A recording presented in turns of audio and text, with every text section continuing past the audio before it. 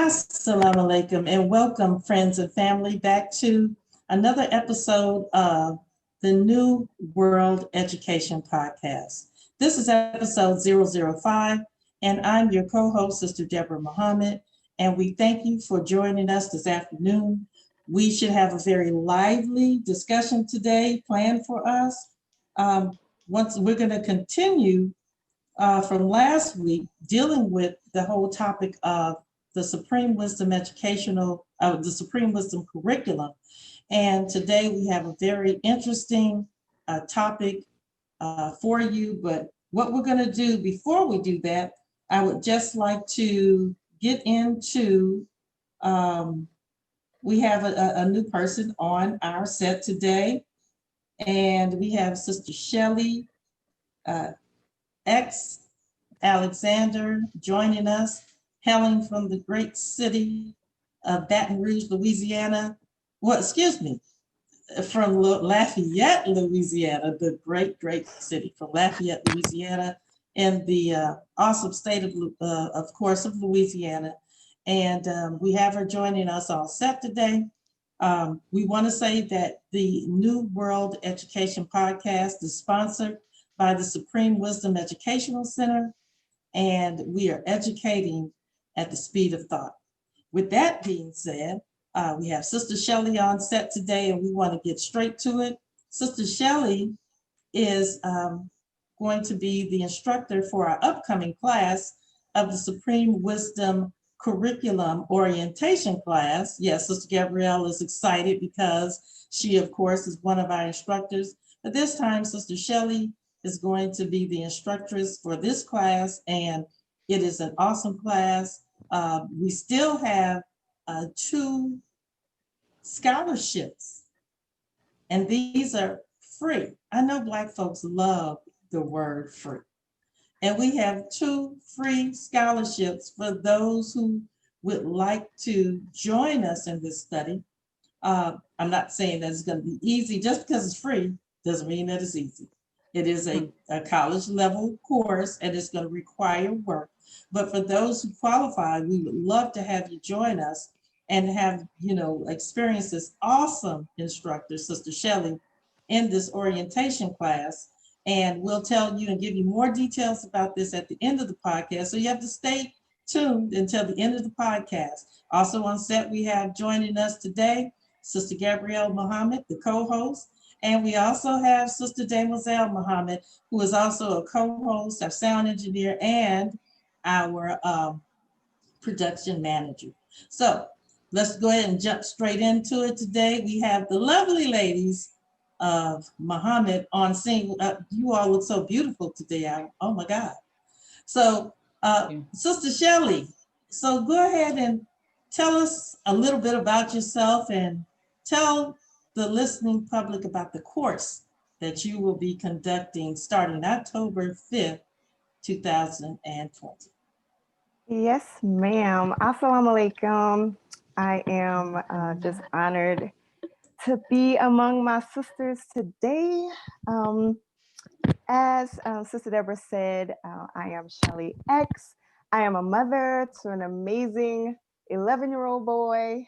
He keeps me busy. I am entering into my 7th year of elementary education, which is exciting. So I like to say 24 other children that I call my own. I received my undergrad degree from Dillard University in New Orleans in African World Studies with a concentration in political science. I then moved on to grad school at Cornell University. I didn't get enough schooling, so I decided that I was going to go to law school. And I received my JD in 2009 from Southern University Law Center in Baton Rouge. But nothing compares to the training that I am receiving as a student in Elijah's class. So there's nothing like it. The course. I was a student in the course, so I know the hard work that you will need to put into it, but I also know the great reward. When I entered the course, the orientation course, I was at a point where I didn't know if I wanted to keep teaching. I was exhausted. My students weren't motivated. I wasn't motivated. I was just going to work. I was just going to work. And so when I entered the course, I was looking for something that would kind of give me that spark back. And it did that and much more.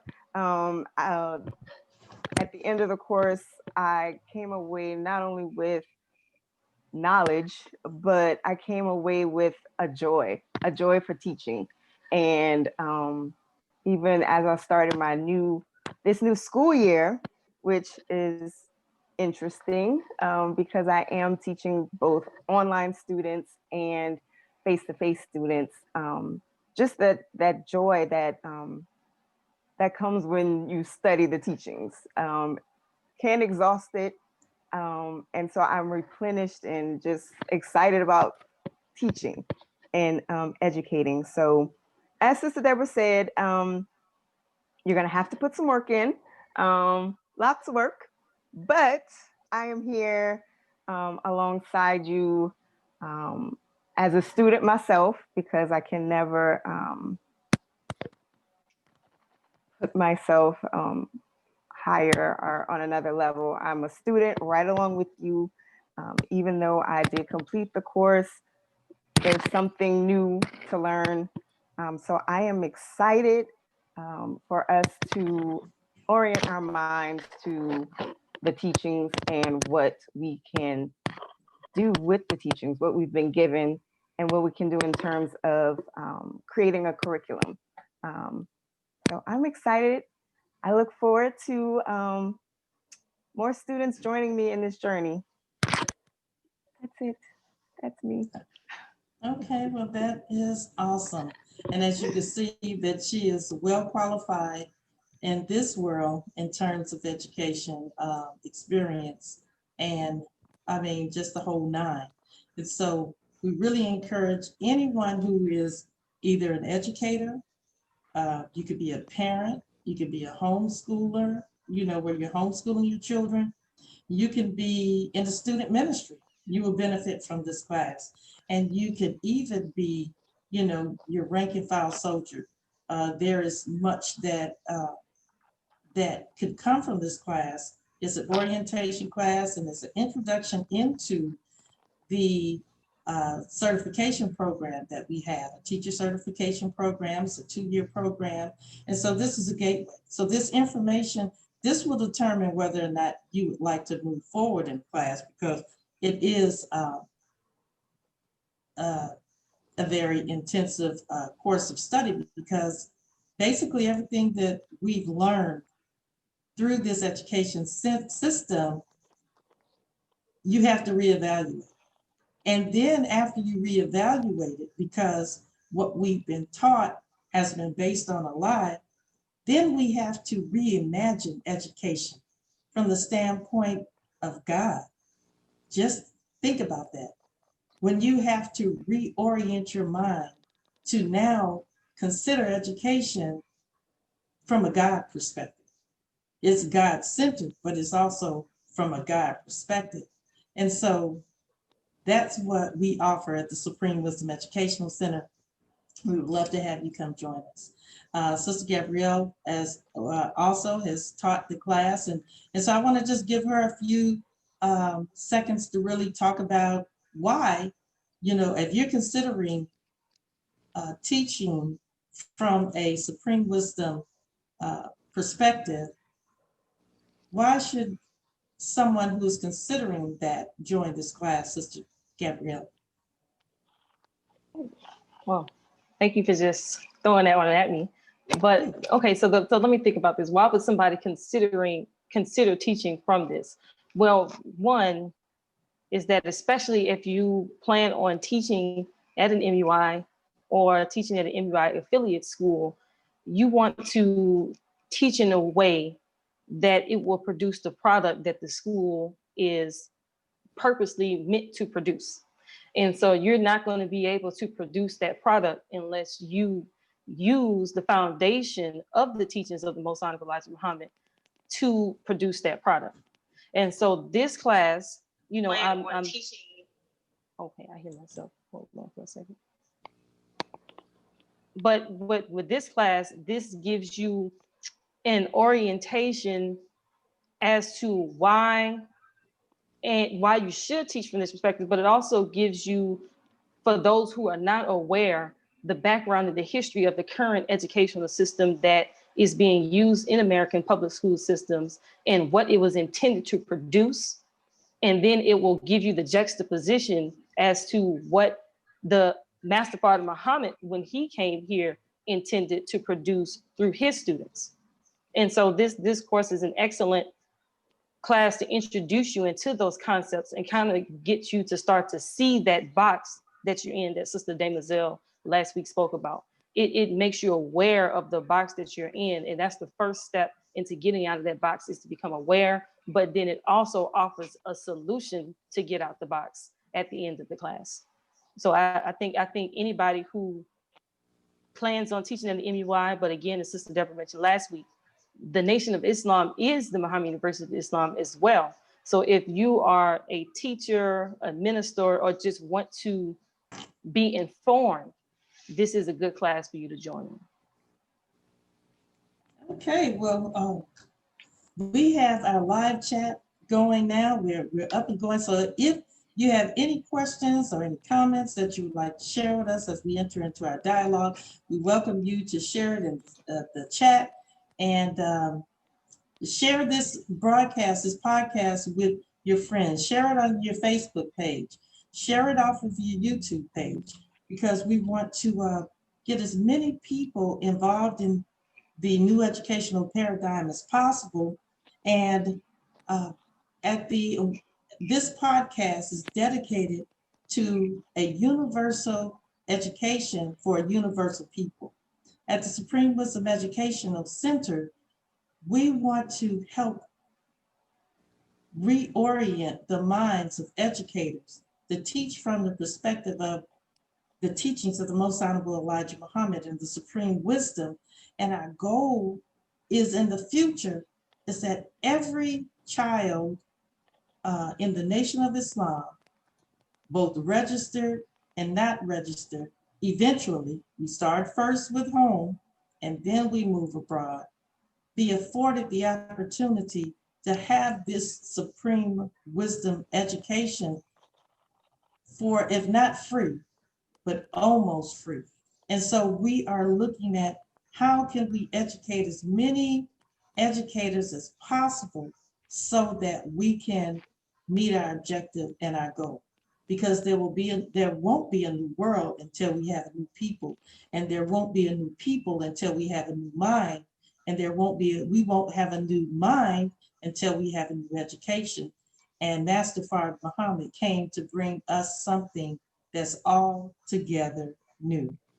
So let's go ahead and get started. Today, our topic is dealing with the Supreme Wisdom curriculum and the scope of the teachings of Master Fard Muhammad, being astronomy. As we start, what we want to do is start off with a clip of the Honorable Minister Louis Farrakhan dealing with the scope of the teachings of Master Fard Muhammad, being astronomy. So we're going to go to this clip right quick, and then what we'll do is we'll come back and we will start the discussion. So we would like for you all to please, as you're watching this, to like the channel, subscribe to the channel, hit the notification bell, and to share it with your friends. So let's go ahead and get into this clip of the Honorable Minister Louis Farrakhan as he speaks to us at Indian Lakes 2010 on the topic of land and education, the basis for the new world. Okay, so let me get everything queued up and then we'll be good to go.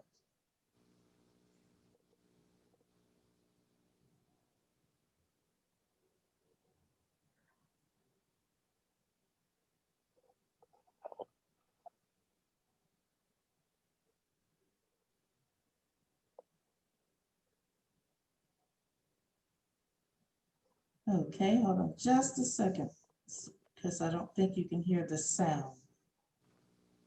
Give me just a second. As we get our technical situation here together.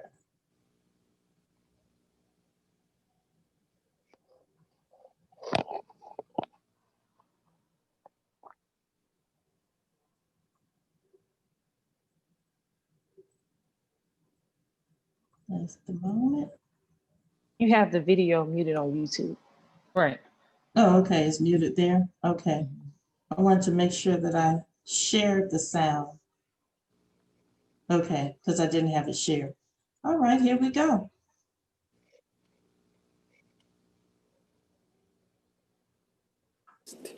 In the knowledge of the Muhammad, whose University of Islam we are a part of. Master Farad Muhammad and his prime student, the Honorable Elijah Muhammad, didn't want to set up a university like we know universities. So we should study what is a university.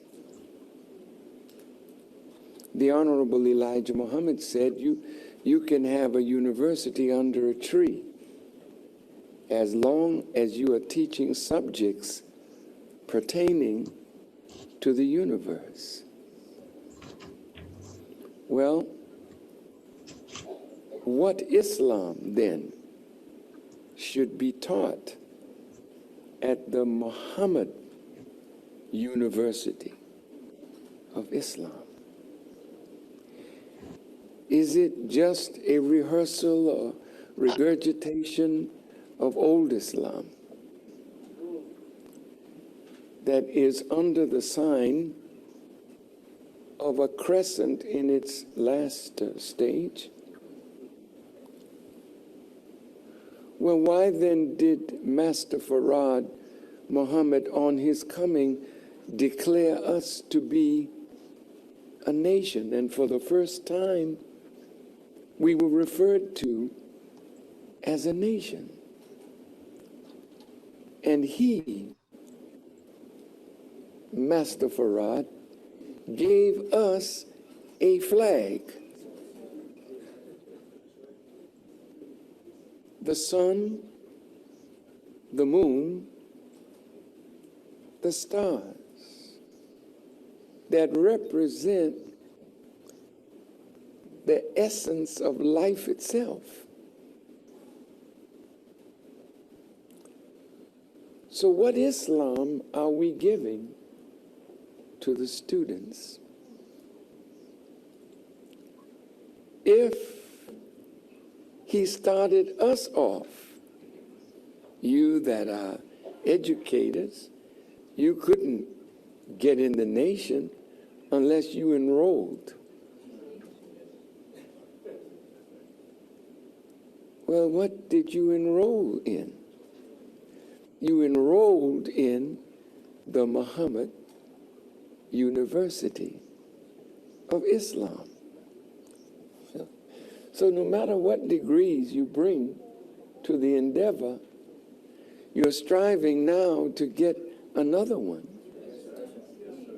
from the master of master teachers at the Muhammad University of Islam. Well, if that man that came is in fact the best knower of all who know, then why would he give you a curriculum on that you do know? and then declare that he would make all things new. So I want to lay a little pressure on our minds and say, not in a negative, injurious way, we have yet to become the Muhammad University of Islam. Well, it's interesting that the Honorable Elijah Muhammad said that the whole scope of the teachings of Master Farad Muhammad is astronomy. Have you heard that before? Well, how much of astronomy are we studying? So I thought that in my short time before we break for Maghrib and Iftar, I would like to look at astronomy. And I'd like to invite us to do the same.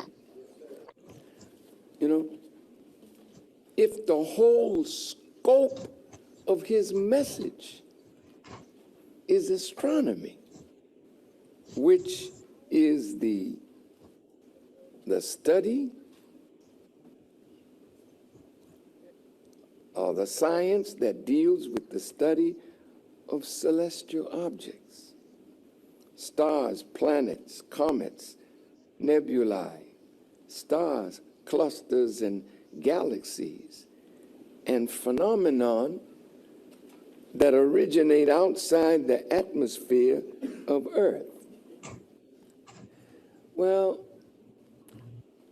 I don't think that's quite right, because it would be foolish for you to study outside the Earth before you study the planet out of which we came.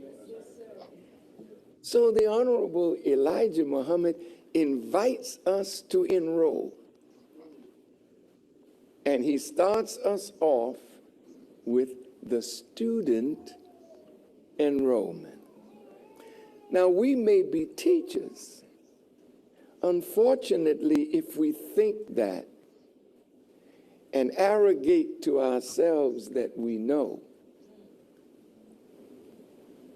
then we have short-circuited our quest, because we are students. No matter what degrees you have, that's fine.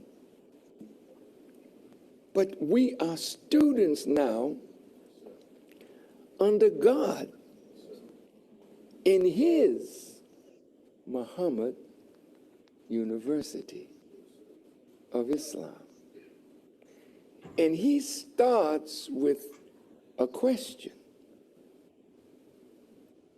who is the original man? Brother Abdul Muhammad, I think it was you who taught a few weeks ago on the return. It was Nuri, the return of the original man. He hasn't come here yet,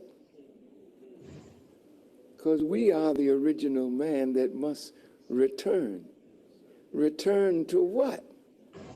The original position that we once held in the universe.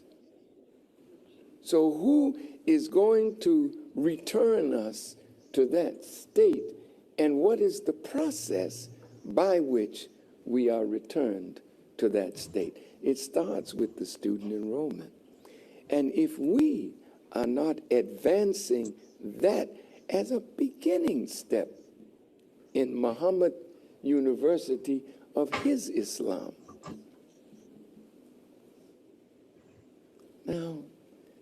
isn't that strange? His Islam.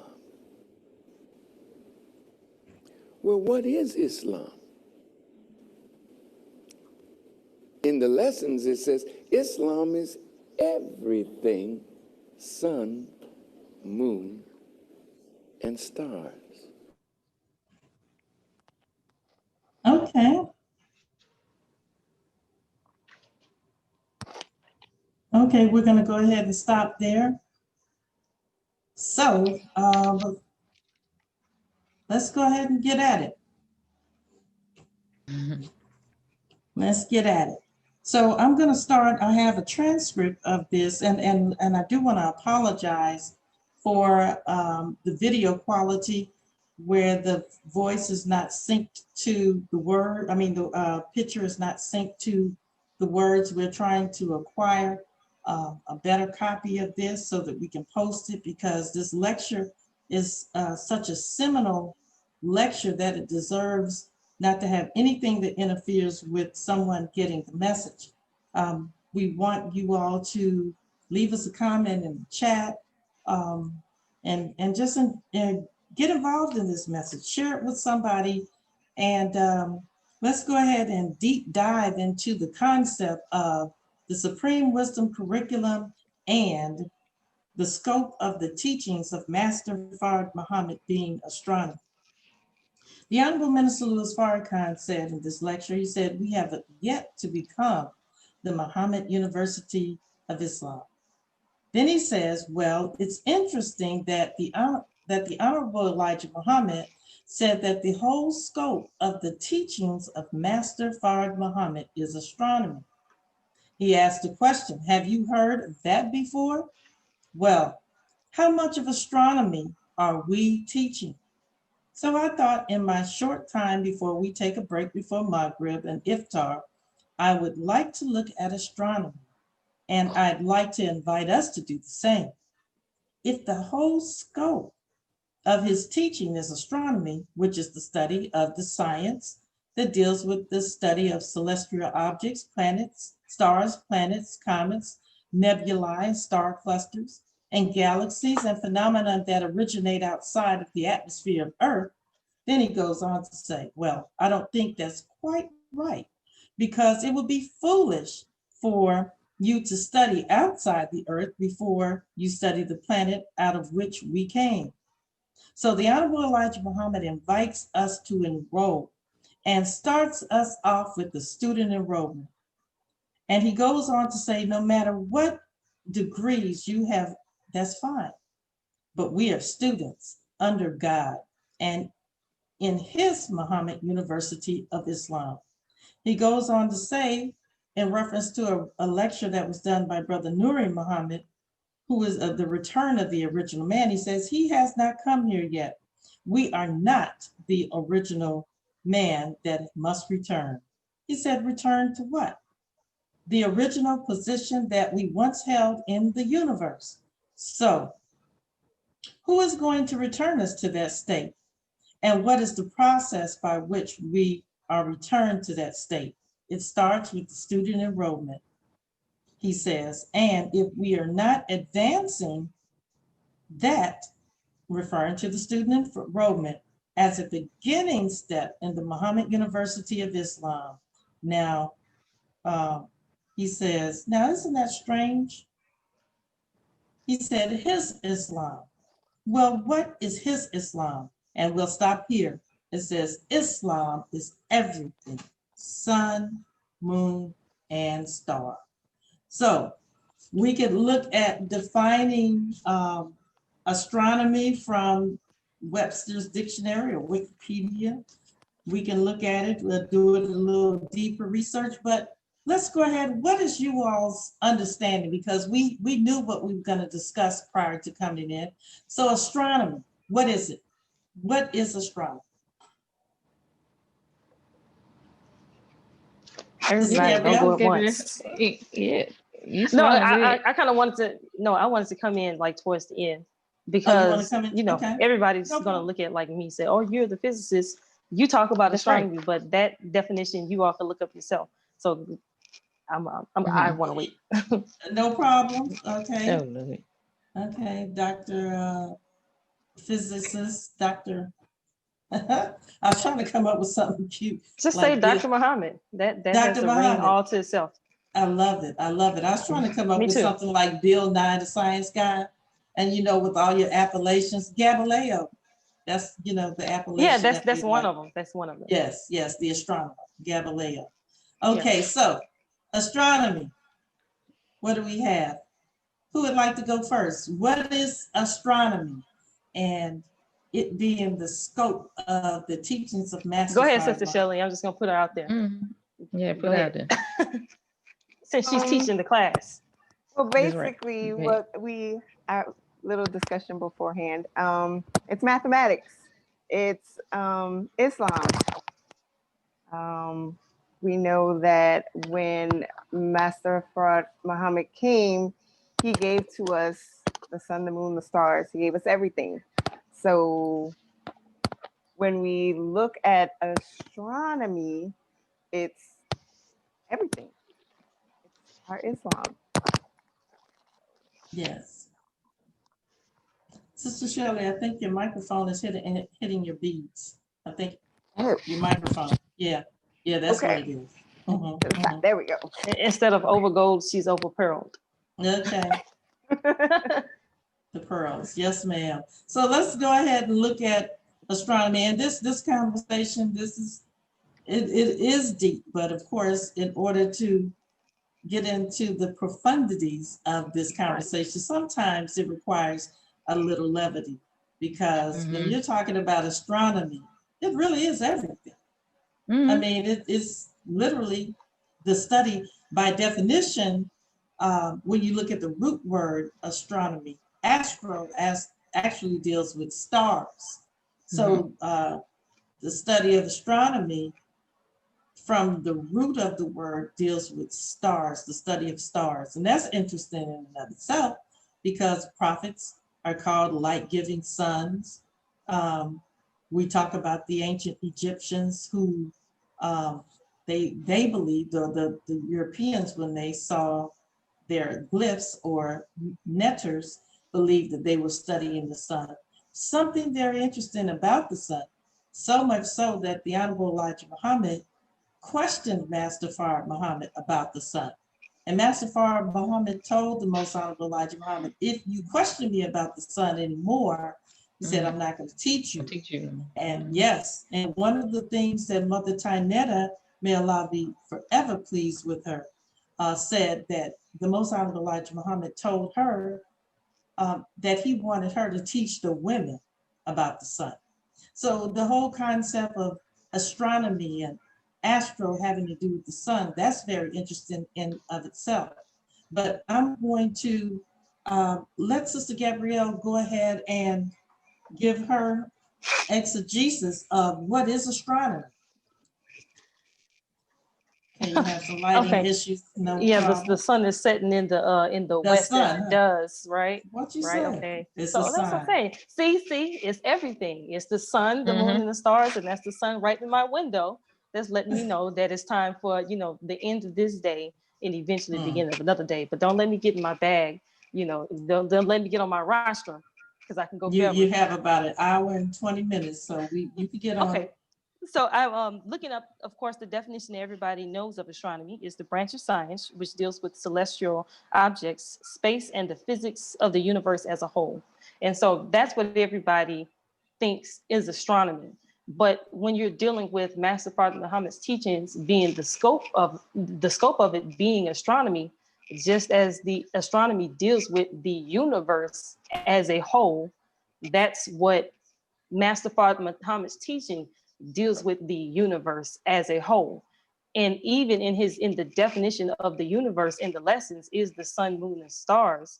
When we are thinking about astronomy, you have to understand that everything that is in the universe is made up of the same thing, right?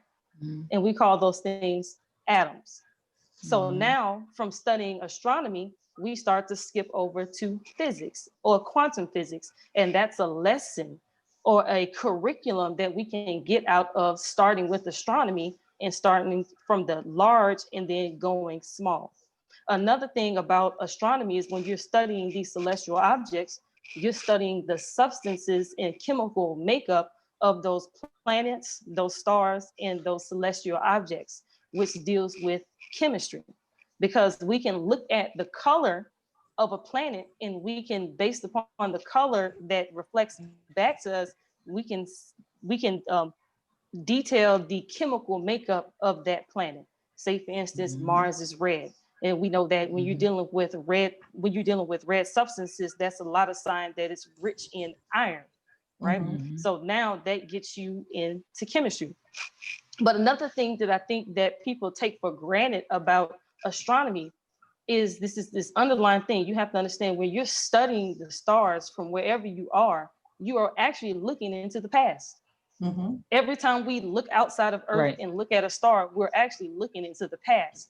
But the paradox of that is, by our study of those stars or the study of the past, we're actually able to detail the future.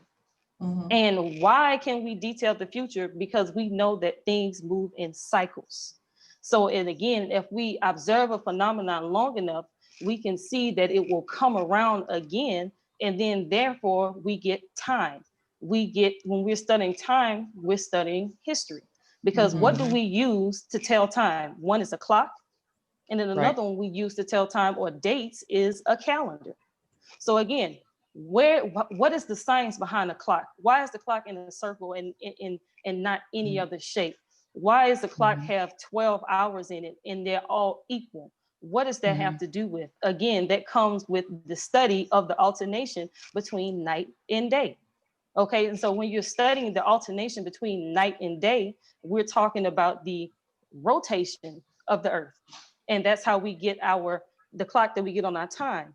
But then when we're talking about calendar time, we're looking at the movement of the earth around the sun, which is called revolution.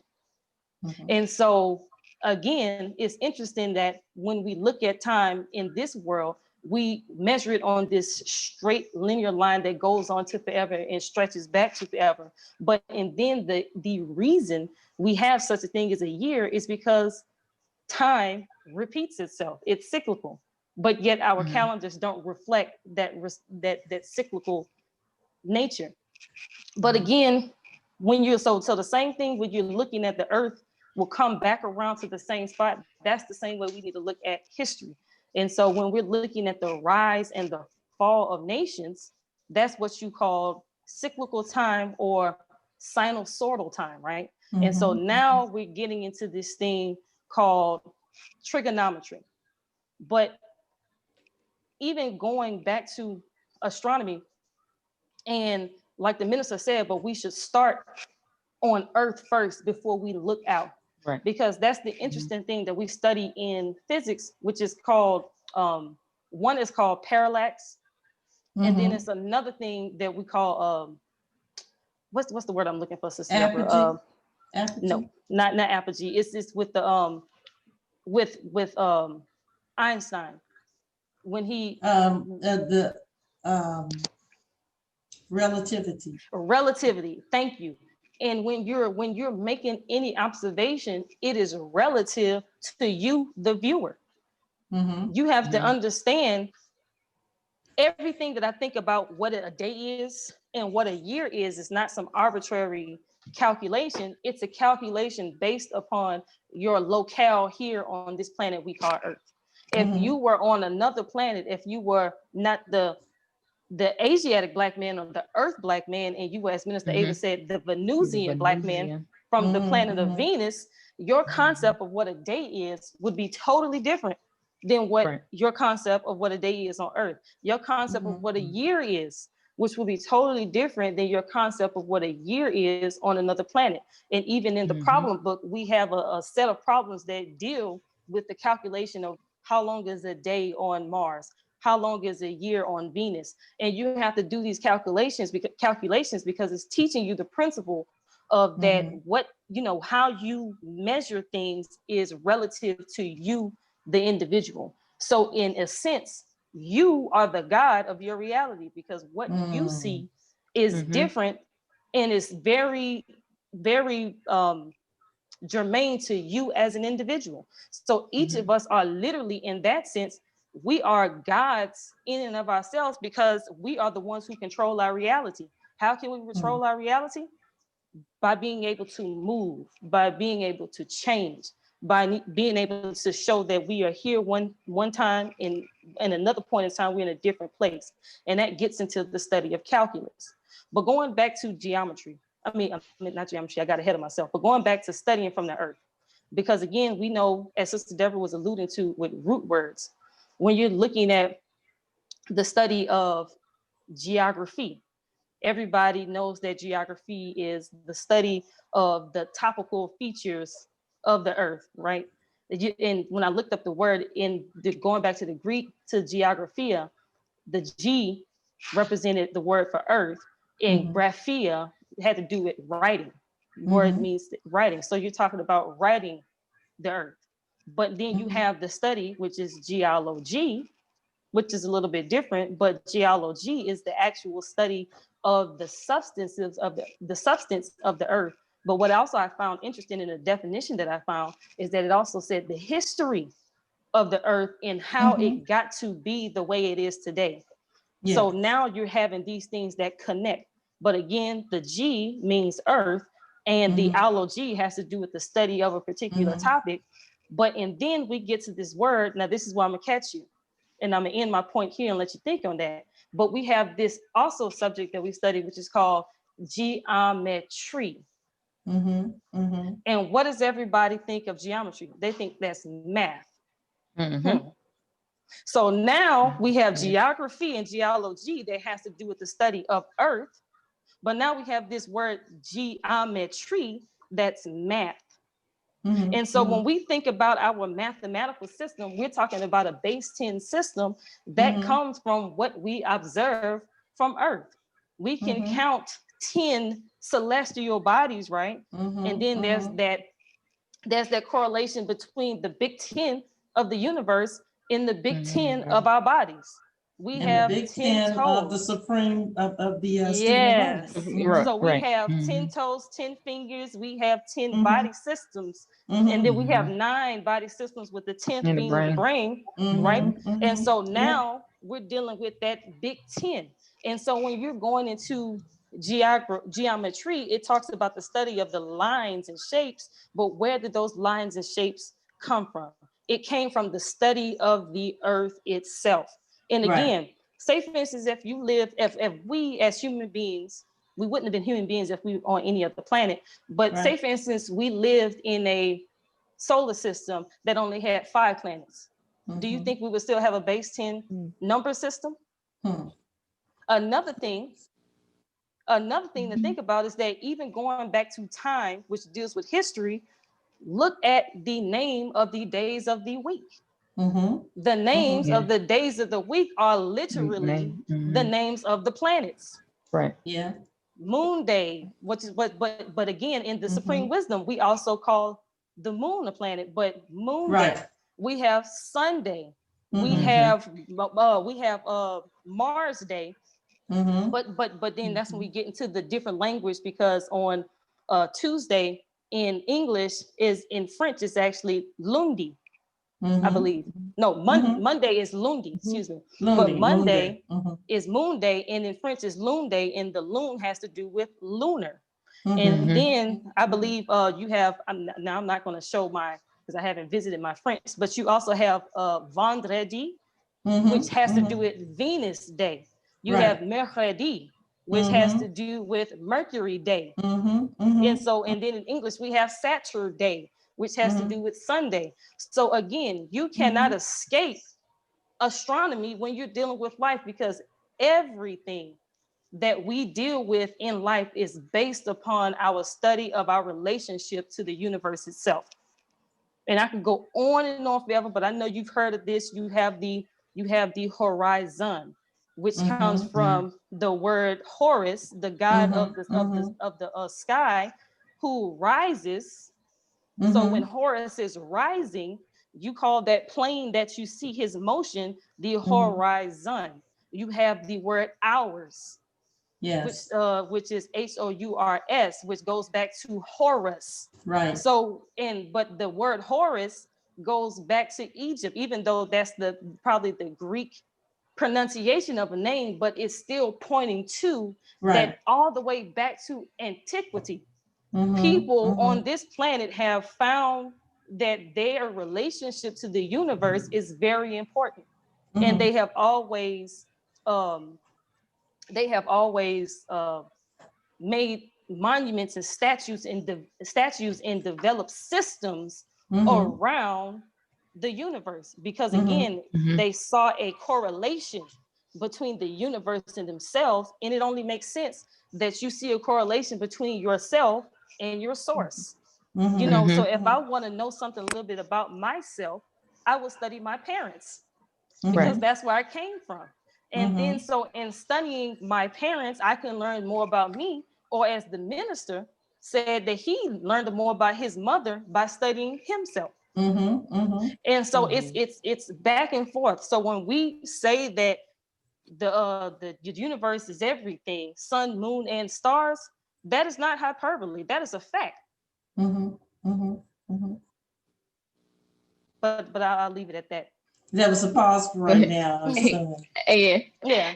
I probably should have did this before you went into your whole little spiel and put this plug out for you talked about that Webster's dictionary, but we have our own complete dictionary of supreme wisdom lessons. This is a nice little plug, It is. It and is.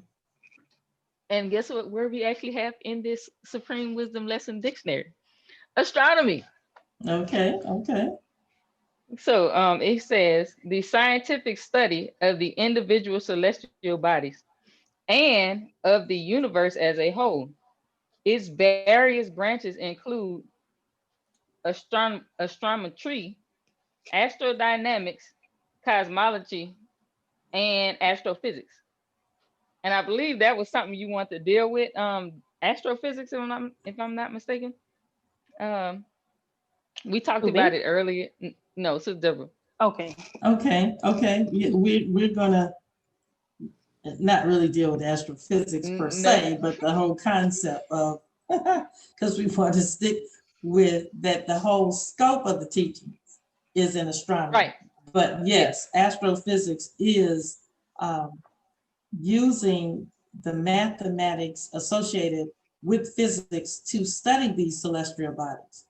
And it's like, when you're thinking about astrophysics and radio astronomy and studying the radio background noise of the universe, you need physics to be, because physics deals with the interplay of energy and matter. And so you need, it's just, when I think about it, I'm just in awe, because I remember when I first went to school in physics, and my first semester, I realized at that point, how you think that you know something, but studying physics, which is the study of, matter and energy that is contained within the universe, you realize how much you do not know. So for us to think that we are learned is really, I can't even think of how insignificant amount of information that we know. As the Honorable Minister Louis Farrakhan said, that all that the messenger said he knew, that he could place on the tip of a common pen. Now, you can put 500 million atoms on the tip of this pen.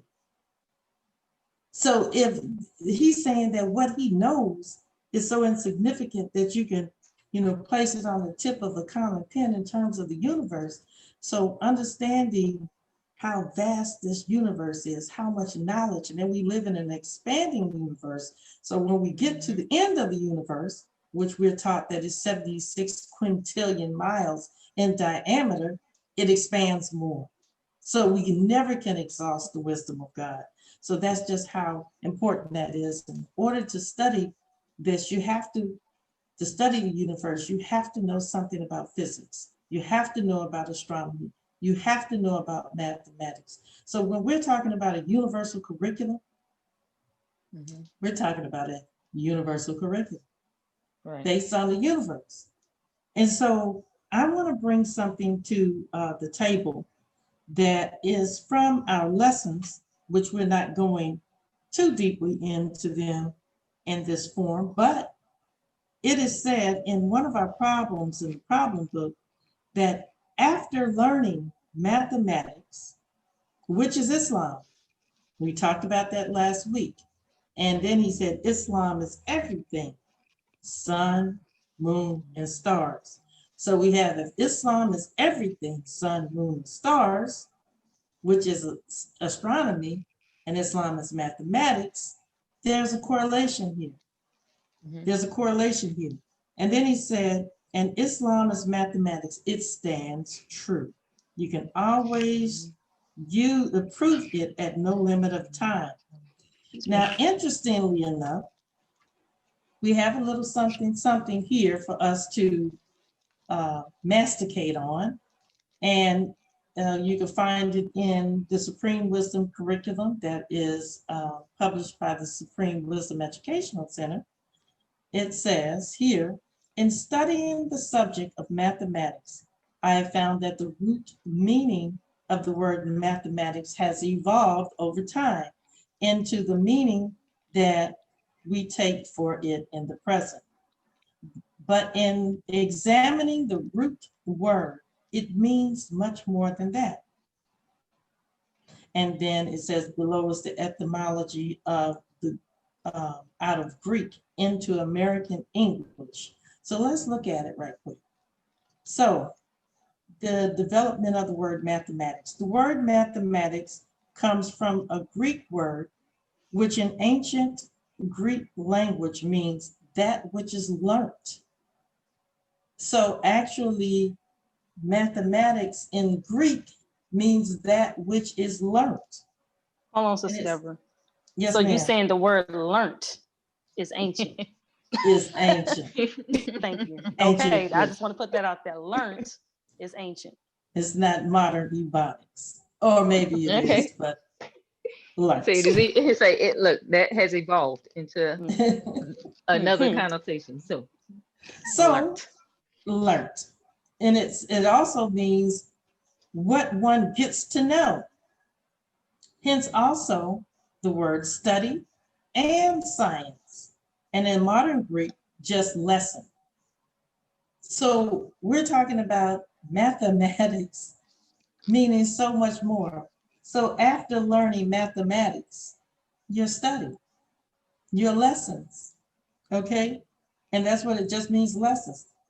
After learning your lessons, okay, then it says the word mathema is derived from another Greek word, methano, while the modern Greek equivalent of methano, I don't need to go in all this, but both of which means to learn.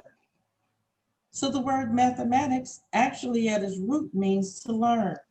So in Greece, the word mathematics came to have the narrow and more technical meaning of mathematical study. And even in classical times, its adjective mathematikos mean related to studying or studious, which likewise further came to being mathematical. In particular, Latin mathematica meant the art of the mathematical art. So let's look at this, and then we'll go back into our discussion.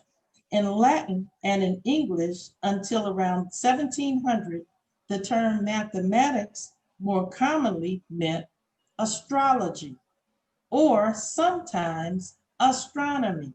But we're talking about the word mathematics. And rather than mathematics, the meaning gradually changed to its present one from about 1500 to 1800. This has resulted in several mistranslations. Particularly notorious is one is Saint Augustine's warning that the Christians should beware of mathematics meaning astrologers, which is sometimes mistranslated as a condemnation of mathematics. So when Master Farrakhan Muhammad, in his masterful way of writing this coded language to us, wanted us to turn over every word and find those things that are hidden in it for us. So all along, hidden in the word mathematics was the word astronomy. So thusly, the scope of the teachings of Master Farrakhan Muhammad is found in astronomy. And then the second part of the question says, sit yourself in heaven at once. As Sister Gabrielle just said, and well, let me finish it. That is the greatest desire of your brother and your teachers. So she said about is sitting yourself in heaven at once. That's a command. Okay. And then it's a command for you to do something, to sit. We probably need to parse that word because now we're talking about, we're sitting, the Honorable Minister Louis Farrakhan said that the earth is the heavenly home of God. So we're sitting here on this planet, looking out into the cosmos, being able to read the signs that are contained in the cosmos. Thusly, Master Farrakhan Muhammad is giving us an education that is universal, that can be proven at no limit of time. So when we think that the scope of a curriculum based on the Supreme Wisdom lessons is just dealing with, you know, the history of Mr. Yakub and the making of the devil and these, now that's some deep science. Now we could go there, but that's not the subject for today. But we want to first define the scope of his teachings. Go ahead and jump in, anyone. Well, it was a couple of things that you said that was very interesting. And to go back to add context, we are taught that Master Farrakhan Muhammad speaks 16 different languages and write 10. And not going to get too far into my study of the Supreme Wisdom, but that 16 plus 10 equals 26.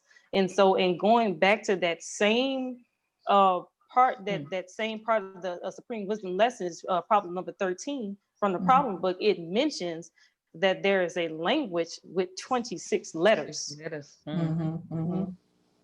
And so that's something to go on, but also going back to, you were saying when he coded the lessons were coded by linguists. He was a linguist, so he was very keenly aware of the roots in etymology and the connotations of the word that he used. Yes. And so but another thing about the scope of his teachings being mathematics, I mean being astronomy, which is really, we learned from this today, is that we're really one and the same, but in the idea of sitting in heaven. And so of course I know you have you're going to go on what you looked up at scope, but just off the top of my head, when I think scope, I think an eyepiece or some type of aperture that you look through that gives you a certain vision. So we have telescopes, we have microscopes, and then you have angioscopes, and you have all these different type of scopes. So if you are to sit in heaven looking through that scope, you have to a certain degree, a bird's eye view, or even higher than the bird's eye view, to look down on things and to see the connections that other people can't see.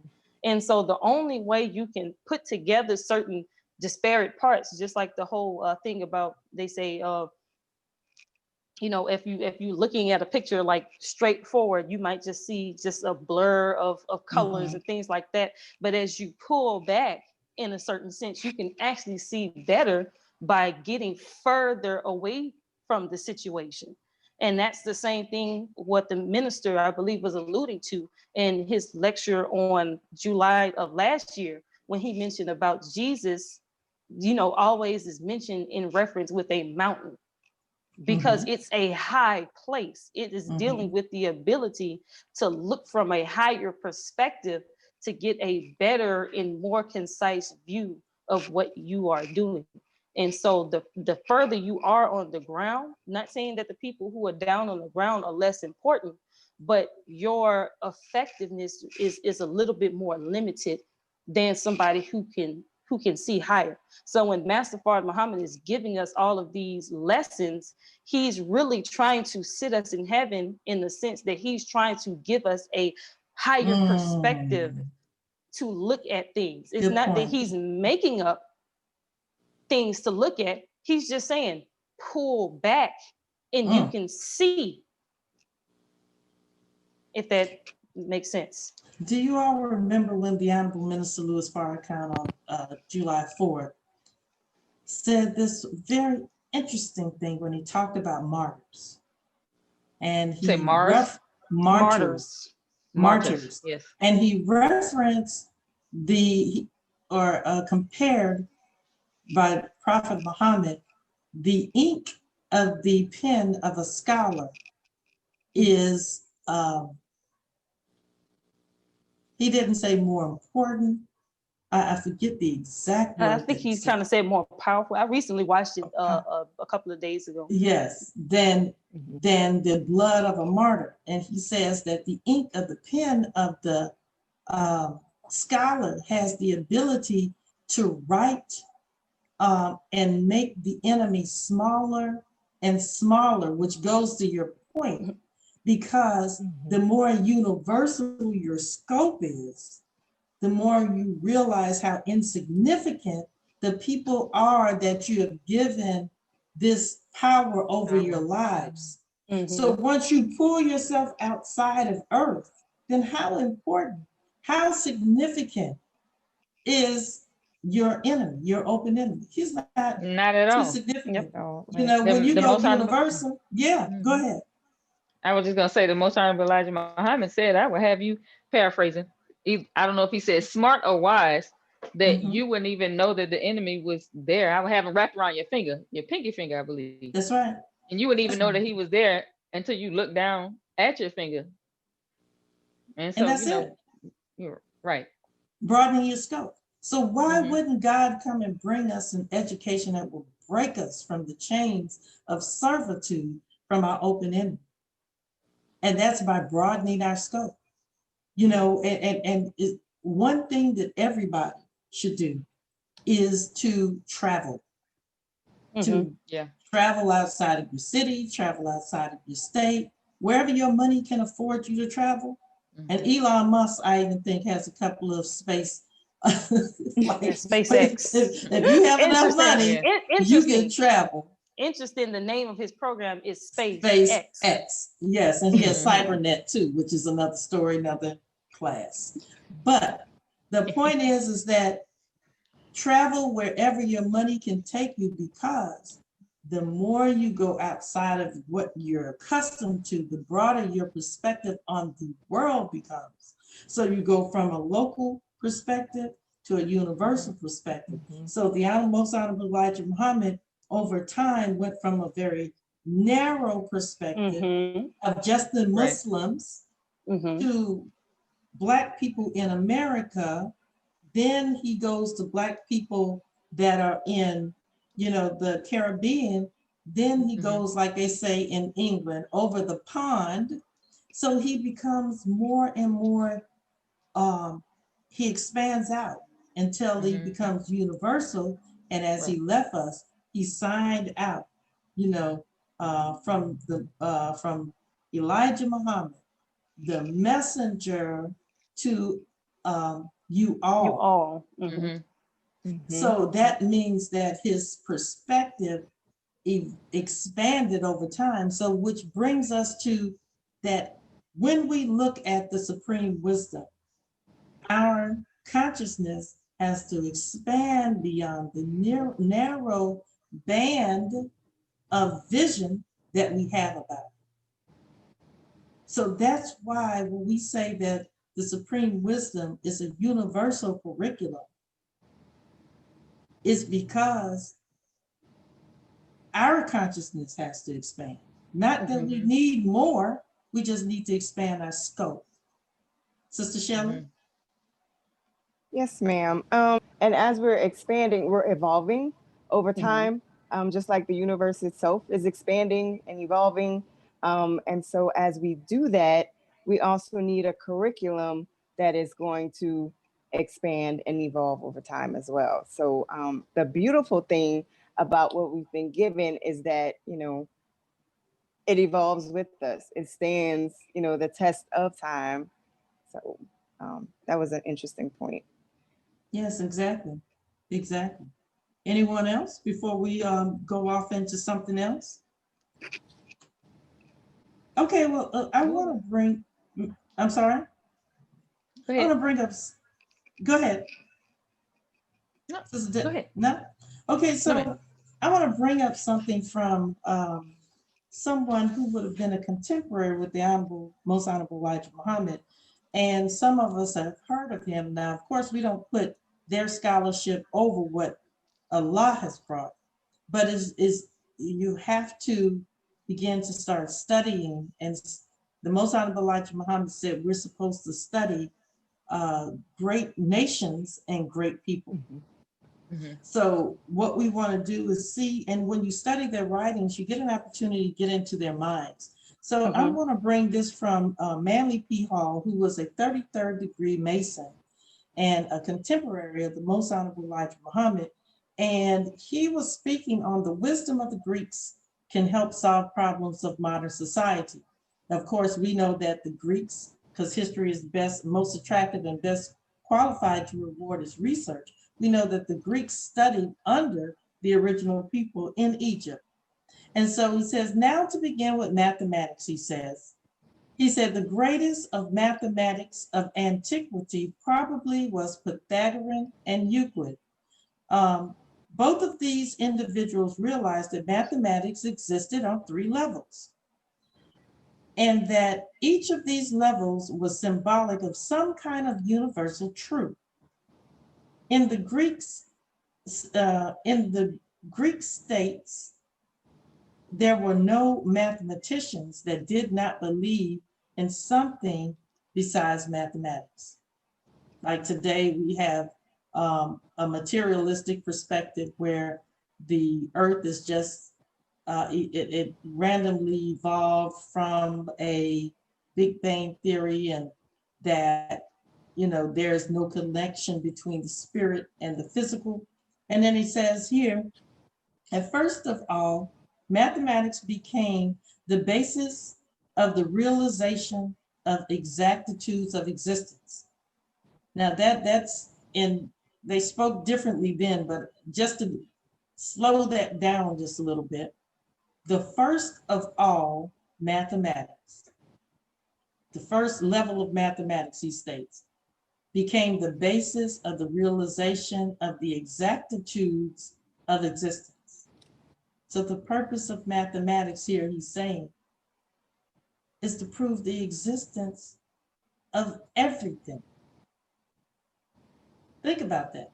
Mathematics is Islam. And he said, Islam is everything. Sun, moon, and star. Manly P. Hall goes on to say that mathematics indicated that God geometrized. Going back to what Sister Gabrielle was saying. Yes. So geometry is the first mathematics that existed in the universe. As the Holy Quran teaches us about Allah's attributes, says that Allah is the fashioner of shapes. And that's a whole nother story there, which in this new paradigm, we have to teach mathematics in a different way, in a completely different way. We start off with numeracy. We start off with teaching children, this is a 1, this symbol means 1. This symbol means 2, but it's not connecting it to reality. Right. until you give that student mass, as they say, to connect it to reality. And the higher you go in mathematics, the more abstract it becomes, the more unrelatable it becomes. So if mathematics can't prove the existence of everything in the universe, then you really can't use it to advance life. We use our mathematics now to uphold this world, but we have to use mathematics to build human potential. So he says that this, and I want to just hurry up and get to this because I don't want to monopolize the conversation, but he says, so the first branch of mathematics was tied to religion. Doesn't that sound interesting? Mathematical theology, right? Mm-hmm. Now, it was the way that individuals could prove to himself the immutability of the divine plan. He could learn in his own way and his own time the magnificent exactitudes of life. Mathematics is Islam. And in order to study astronomy, you have to know mathematics. But we're not just talking about what he calls, Manly P. Hall calls mathematics at the third and lowest level, secular math. Mm-hmm. Now, the original man is the Asiatic black man, the earth black man, the maker, the owner, the cream of the planet Earth, God of the universe. It used to be, as the minister said, the father of civilization, but the Most Honorable Elijah Muhammad struck that answer and he put the God of the universe, because the first universe that we have, which is the most unexplored territory and the most unknown, is self. The universe of self. Okay, jump right in. What was the question? There was no question. Just get in where you fit in, man. Oh, okay. Double Dutch. That's a lot. I put a lot down. So Yeah. mhm. Well, I wasn't gonna say too much, but when you talked about I believe it was numeracy and how you teach, and then because I remember, well, I don't know if you got this concept from your studies in the nation, or if this was something that you kind of in your studies you developed, teaching especially young children, A1, and then with A1, A is Allah, who is the first, so teaching that, and then bringing it back to yourself. And so that just, I was just thinking that kind of ties into with one, Islam being mathematics and the scope of everything, really. It is. Teaching it like that, and making it relatable to you on your level, I would say. Yes. Absolutely. And so that kind of triggered that thought when you was speaking about that. Absolutely. And that's kind of how we have to teach, not just children, but we're in a re-education center, so we have to be taught like that as well. Just using very basic A1, but on a level that we may not feel insulted as if we don't know anything, but right. Right. but also that comes with a level of humility too, understanding that even with all that we do know, we don't know anything. Exactly. And in a new educational paradigm, we would all start off on the same level, but the gradient in terms of the terminology would be higher, because you could take the same thing. Yes, you could take the same concept and you can deal with the number one, the letter A being for Allah, exploring the 99 attributes of Allah, and then looking at the unity of everything as it is in the Quran dealing with the unity. Say He, Allah, is one. So what does that mean? So you can take that lesson, same lesson, but all you do is that the gradient of the vocabulary is just higher, and the concepts may be a little higher, but the same. So that's dealing with, you have scope, which has to do with all of the things that are within the curriculum, all the subjects that are taught, and then you have sequencing, how they're taught. Really, we know the scope.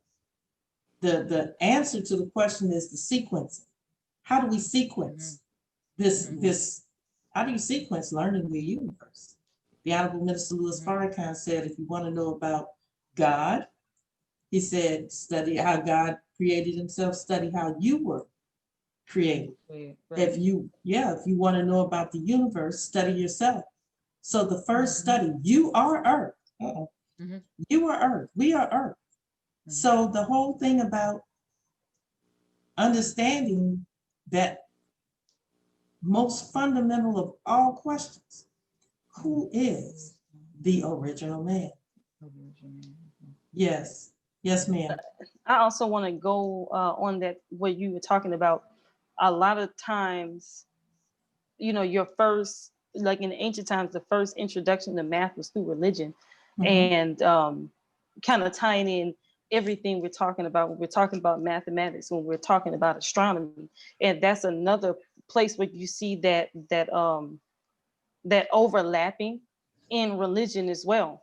Because when you look at all religions, there's a lot of this reference to this savior figure, and it's personified in the sun, and then its nemesis is a lot of times personified as darkness, which is the natural opposite of daylight, or light is darkness. So this interplay between light and dark, and then this place called heaven is associated with high things, and this place called hell is associated with low things. And then, as well as you see a lot of times in religion, you have these 12 disciples, these 12 elders, these 12 imams, this 12, the 12 scientists. And then you also see the 12 signs of the zodiac, which again, the zodiac, before somebody says, oh, Sister Gabrielle, now you're starting to get into astrology, you're getting spooky, you're losing me. Astrology is a system of study of something that is there. The stars in the constellation are there. They don't belong to anybody. They're just there. So it's like when you're looking at them and you're making predictions based off of stars, that's what we call daytime. That's what we call a clock. We're making a prediction based off our local star. So what's the difference between our local star and a cluster of stars that's billions and trillions and quadrillion miles away? There's no difference. So when we're looking at, a lot of times you're looking at, and I keep giving this example, the beginning of time, the first people that were here on earth, they had to learn a lot. They had a lot to learn. We think today we say, oh, it's hard to learn math.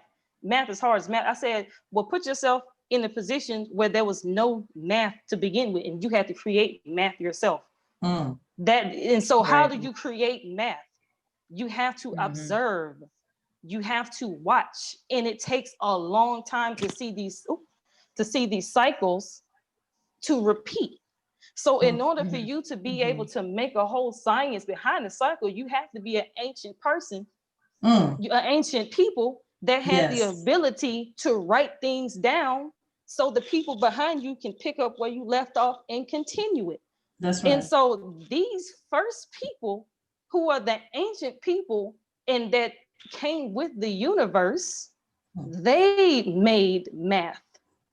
They didn't make it because they were trying to worship somebody. They made it so they can survive, because their very survival in this new place depend on their ability to observe and adapt and adapt and come up with ways that they can continue their existence. And so from that observation and just living and surviving and writing things down in whatever method they did, they came up with a system that might to us seem like it's spookism because we don't understand the level of math and science that they had to apply to come up with this, because we haven't lived as long as they live and seen the cycles that we've seen, they've seen.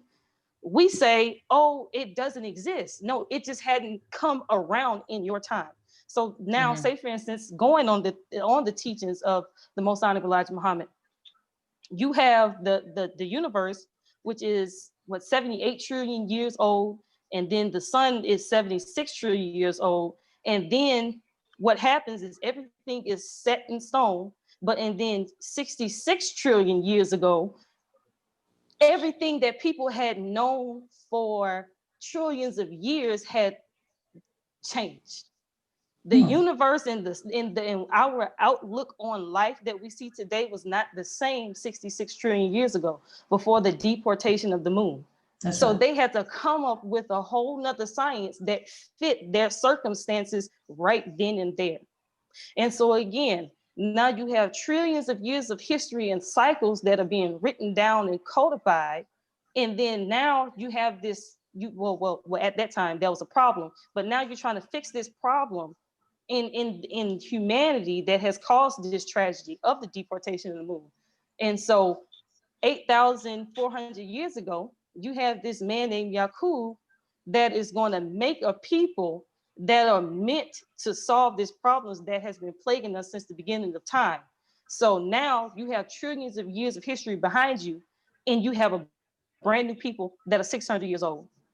So if you're trying to explain to them the like the minister said, the perturbations of the earth in the universe, you're trying to explain to them that the precession of the equinox in every 2,600 years, when they're only 600 years old. Thank you. 26,000 years, and they're only 600 years old. They've only seen 600 years of that cycle. So the rest of that cycle, thank you. That rest of that cycle is a mystery to them. Well, 600 at the time that they were being taught this. Right. And so the thing is, and even now, we're only approximately 6,000 years from that cycle. So when we are talking to people about a curriculum based on the supreme wisdom lessons, we're not being ideological, we're not being philosophical or religious. We're saying that we have a history.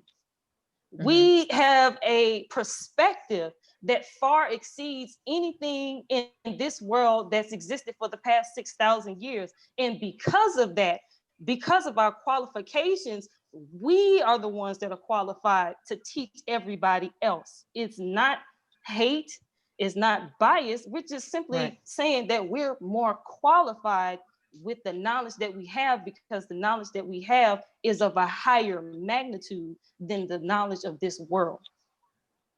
And so, but going back, when you're trying to teach somebody 6,000 years old about, or 600 years old at the time, about a history of trillions of years ago, just like when you're trying to teach a child, you're trying to teach a child a lesson that is a very high caliber of knowledge, but because of their level of development and experience, they cannot understand what you're saying. So you can't teach a child one lesson in the same way you would teach an adult, because they simply can't comprehend it. So you might give them break it down, Sister Gabrielle, and make it plain for us who are listening. So you might end up having to tell them in a way that they can understand it, or as the messenger said, you have to put it in a baby bottle for them. So when we're trying to explain, who's the baby? In this situation, it's Yakub's grafted people. And even in today's time, that would be us. That would be everybody on this planet who's the baby. Exactly. But the thing is that you're trying to explain to them these cycles of the universe when they've only seen so much of the sky in their existence. You say, okay, well, instead of me telling you about the precession of the equinox and the tilt of the earth and all this, you say, look, you're going to see a man carrying a pail of water. Then he's going to walk over to a bull, and then that bull is going to go, he's going to fight with the archer who's the, and so what you're not literally telling them this is going to happen, but you're telling them something now that they can comprehend, and you hope that they survive and hang on to it until maturity sets in, and then their mind starts to interpret it different at different times. Exactly. It's not that you're teaching them anything new, but you have to, and that's what you call a master teacher. That's what you call a master scientist, who takes into account the actual development that a human being has to undergo, and not just seeing them in this very clinical way, but you're seeing them in a holistic way. So you're giving somebody something that they can handle. It's not that you lied, but guess what? Because you gave it to them that way, even in your absence, they can continue to learn from the lesson. That's right. As opposed to you telling them that they can't understand, and they would have lost it as soon as you gave it to them. That's right. That's right. And even in this conversation, first of all, I want to say before we go any further that we want to acknowledge Travis, who has joined us in the chat. We thank you for your comments. He said his mathematical theology of rhyme. He said touching the soul.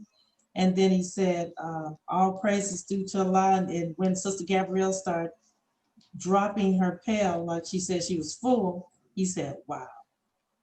Wow. And this is what, I mean, really, this is what the God brought us. And he said he wish he could ask a question. Laugh out loud. You can ask a question. There are no bad questions. Ask the question if you have it, please. And so with that being said, so what Sister Gabrielle is talking about is how that it is time. The minister said in that lecture, he said that when Allah abrogates one teaching for another, he talked about that we can't return back to the old. He said, unless if we use it to advance us into the new. So we know that all scripture is based on a universal truth, the universal principle. And so what we have been given is based on a universal principle that has been framed in such a way, almost, if you will, it's almost like a very precise combination and compound of chemicals that have been put together as a medicine for a very, very particular ailment, and that has been given to us in such a way that our systems could be able to won't reject it, won't reject the medicine. Yes, and will digest food. That's right. What are you eating? That's right.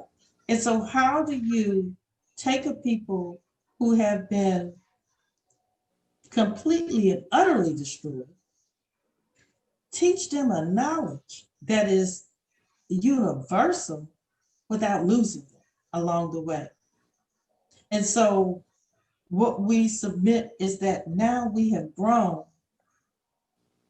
to the point. I see you, Brother Travis. We'll come to your question in just a second. You know what? I'd like to make it. I said 8,400 years ago. I meant 8,400 years from the beginning of this cycle. Yes. Because that, yeah. Okay, thank you. So what we have grown to now is that we have to mature in our understanding of what Allah has brought. Many people talk about being top heavy, being too, people, want to quote the teachings of this. Yeah, quoting is one level of learning. Rote memorization, being able to say, thus said the Most Honorable Elijah Muhammad on page 64 of the Message to the Black Man, paragraph number 10, and it said, and you quote it verbatim. That is good. That's part. But now we've grown to the point, the minister said, we don't need any more preaching. We have to go to the point of teaching. So teaching means that there's a lesson. Not saying that I am the teacher. Not saying because we have the the best teacher that Allah could have given to us in the Honorable Minister Louis Farrakhan in front of us today. That is such a gift from the Lord of the worlds. And that's what I wanted to bring up with what you said, Sister Gabrielle, putting stuff in a form in which a baby can take it, and then it being so nutrient dense, if you will, that it takes that baby from, from its inception to the point that it dies. But the teaching is so powerful that it continues on and on until eventually we'll get a people that have a perfect understanding of what God has revealed and will be in the proper time sequence. So with that being said, let me, if I will, go to the question Brother Travis had. He said, so the mythology of the stars were first created to teach Yaqub's children as well, so we can get back to our godhood when the time to improve presents itself. Well, I submit to you that the time to improve ourselves has come. And the Honorable Minister Louis Farrakhan, I wish I had the picture right here. Allah revealed through him a course of study called self-improvement as a basis for community development. And going back to that Big 10, the Big 10 being the student enrollment, but that also is dealing with the 10 systems in the body, the 9 systems in the brain, dealing with the universe outside of us. That whole concept of self-improvement means that when you improve yourself, the universe actually improves. Every iteration of our improvement gets us closer and closer to the perfection of the universe, us individuals. So it's a self-operation, as one of my brothers used to say. So we have to operate on self. Right. I was gonna say, brothers. I was gonna say, as a whole, I believe that that time that presented itself to improve ourselves was upon Master Muhammad revealing himself to us as a whole. And the time to improve yourself is when you come in contact with truth. That's right. So at that point, that is when it's time to improve, because everybody hears this truth at different times. So you can't hold someone accountable who's never heard truth to the same degree that you would hold someone who has heard it. Well, let me ask you this. So when you hear the teachings of the Honorable Elijah Muhammad, are you hearing the truth? It's a loaded question. It is. I would say you may not believe it's truth until you put it to the test. Something plain and simple, like last podcast we talked about how to eat to live. How do you know it's true? You work it out. You work out the problem, or you use the science and go after it. So it's called experiment. Yes. And what did he say about the Asiatic black man and his level of experimentation on self? Makes us the smartest and people that are in this universe or this galaxy, if you will, because we experiment. You're absolutely right. And what are the gods so that's how called? you prove it's true. But what are the gods called? Scientists. And scientists do what? They experiment. And then but after I believe because getting the same results, it becomes law. When scientists, you set up the same conditions, and if everybody get the same results, we call that law. And then and another way that we call them actual facts. Facts. Yes. Big facts. Exactly. Well, we have about 20 more minutes, about 25 more minutes left of broadcast. I want to just say that to our viewers, what we are striving to do on the Supreme Wisdom Educational Center YouTube channel is to get 1,000 subscribers by December 31st, 2020. We are at, I think, 256 subscribers last I checked, because we want this to be a movement. I want you to really think about what we have been talking about today. If you are a follower of the Most Honorable Elijah Muhammad under the leadership of the Honorable Minister Louis Farrakhan, and we're talking about creating an educational system that is based on what we have been talking about, giving it to our babies. Do you think our babies can learn this? Absolutely, they can. You're looking at it for sure, one of them, but two of them been true. That for myself, like I said, social proof. You want social proof?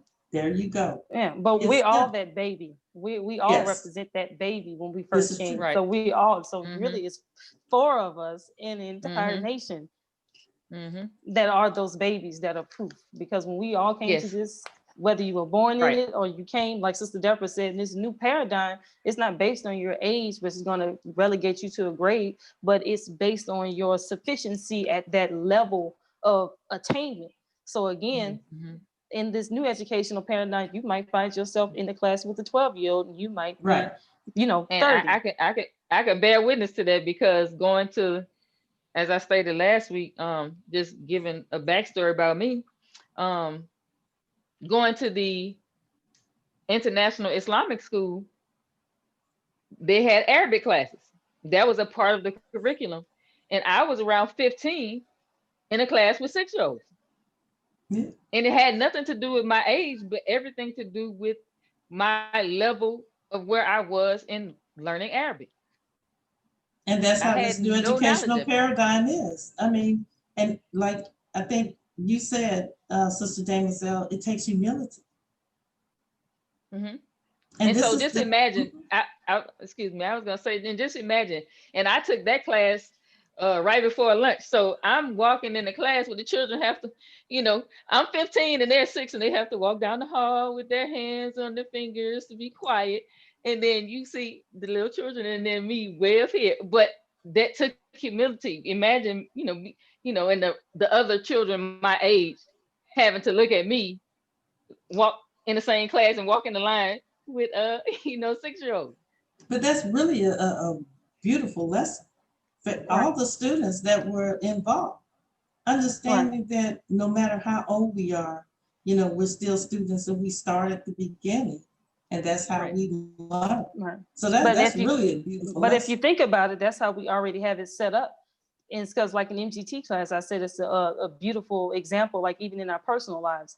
Myself, I was put on the post as a Vanguard lieutenant when I was 16. I had just gotten registered and I was 16. And so I was in my capacity, happened to be over sisters that might have been twice, 3 times my age. And that was something that a lesson in that for all of us to learn from. And but as a sisterhood, we are all equals. Right. No matter That's right. what age you are, we're all equal. Age, level That's of it. education, That's right. We job. start over. Yeah. A new beginning. And Sister Shelley, with all of her credentials and whatnot, she's coming. You know how many people that would have a very difficult time going to the hallowed halls of the Ivy League, coming into the Nation of Islam, learning and having to recite the student enrollment. How much humility. Write that letter. Write the letter. Oh, Right. yes. Write that letter. Really. I'm going back to handwriting class Right. Right. that I took in elementary school. That's humility. And so, wow, what we have been given, and that's what we want to do. Education reimagined. Education reimagined. So that means theoretically, the parents can go to school with the students, as well as the teachers can go to school with the students. So teachers in this new paradigm should, just like the Honorable Minister Louis Farrakhan has titled his laborers as students, Mhm. We have student teachers. We should always be student teachers. And so, But you don't think, oh, I'm done. I'm about to say, but you don't think the Honorable Minister Louis Farrakhan was doing that as he built the nation? He was learning as he was teaching us, because Yes, he's not at the same point of development that he was when he brought the nation back up that he is now. Because yes. even he had to say that, at then, there were some things I had to learn, He said that where I on maybe July in, 21st. You remember? Mhm. When he said yeah, that so I'm coming into the knowledge of some of the things that you all are saying Right. about me. right. And so So with all the knowledge and wisdom that he has, and that how we view him, he's still learning. And one thing I always say that I love about the Honorable Minister Louis Farrakhan is that he always acknowledges that he's a student, and he Yes. acknowledges his teacher. Yes. He's, even Right. with all the power that he has now, he never says it's me, Mm-hmm. that I'm a student. He always remains in the seat of a student, even though Right. he's a teacher. that's right. And that takes what? Humility. Humility. Right. That takes humility. So all of us having taught, been teachers, it's in this new educational paradigm, there are no, other than the reality of Allah, there are no absolutes. So what that means is that this, your knowledge base should always be expanded. So you're going to be learning things from your students.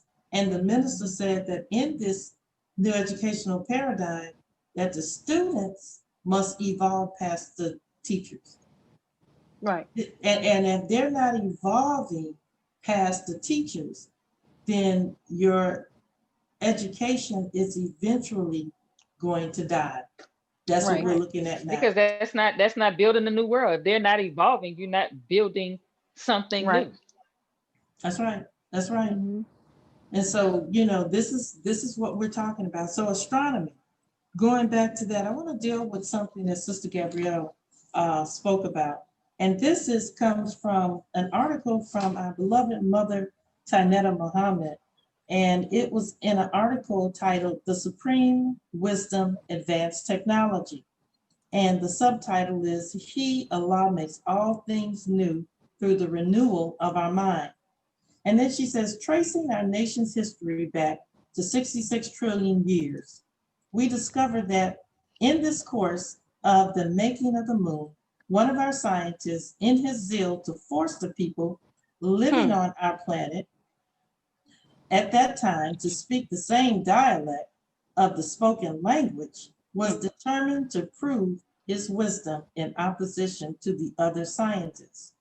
He decided to detonate the part of our planet, separating it from the other part through high explosives.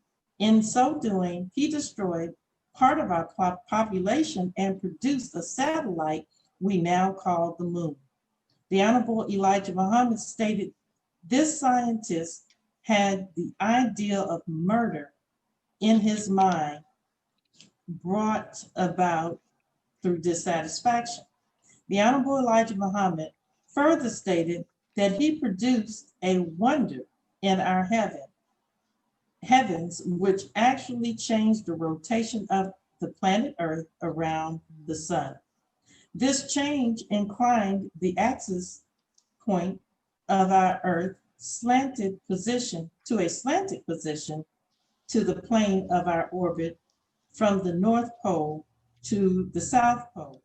This angular motion is 23 1/3 degree on both ends. The moon was thrust upward in this explosion 12,000 miles high, and our Earth fell back 36,000 miles out of its original pocket around the sun, leaving the base or platform for the selection of the 24 scientists to write the record of our history of our nation to last for continual cycles of 25,000 years up until today. All of these calculations are rooted in the science of astronomy. Now, she goes on to say and I'll finish with this next paragraph. She says, if we subtract 36,000 from 12,000, the mathematical result is 24,000. Herein lies the root of the 24 scientists and the relationship between the figure and the circumference of our planet at 24,896 miles or 25,000 miles, which our scientists measure in the writings of our Asiatic calendar as a year to every mile. Included in these calculations is the measurement of our poles from north to south, from which is derived the great year cycle in astronomy. The measurement is called the precession of the equinox, which takes approximately 26,000 years for our planet and solar system to make a complete cycle through the zodiacal signs in our sphere of motion. Now, I just want to sit there as we begin to wind down on this lesson about the scope of the teachings of the Most Honorable Master Farrakhan Muhammad is astronomy, is that, as Sister Gabrielle stated earlier, about being able to understand the cyclical nature of time, living long enough or having a long enough stream of consciousness, unbroken consciousness, to be able to make the transference of history from cycle to cycle. Master Farrakhan Muhammad, we're taught, could recite the histories from memory day by day for 150,000 years. And it sounds pretty fanciful, huh? No, not really. Not really? Oh, that You want to comes know from- why? You want to know why? Because Why? in my astronomy class, there is even a program that you can use to calculate what the sky would have looked like That's true. in whatever year, in whatever Mhm. place on the earth you are. Mhm. And so again, you literally, because the things in the stars are set and the motions themselves are set, and there is a mathematics to that motion, it's just nothing but a calculation. So one might say, oh, he can recite the history, but I'll say in a different way is that he can calculate the history just by using math. And that's something that we do in physics, is that we say if you throw something with this much force at this angle, the ball will go this far, because we use an equation that relates force in motion and relates the angles therewith. And so with Master Farrakhan Muhammad, I'm not taking anything from him, but if anything, I'm adding to him, because that calculation would be tremendous. I tremble thinking of the calculations that he would have to do, but it is possible. If for argument's sake, it is possible to make such calculations. And whereas now we have a computer that does that, he was doing that before we had computers that can make those computations. So, Sister Shelley, you've been observing us. Of course, Gabrielle and I, Sister Gabrielle and I. yeah, this is right up our alley. You know. Yes, all up and through the alley. So do jump in, don't hesitate to jump in. And we're all students. So Yes, whatever ma'am. we know is less than, is inside the one atom in the middle of the atoms that's inside the head of the common pen. So we don't know anything. We're just talking, really.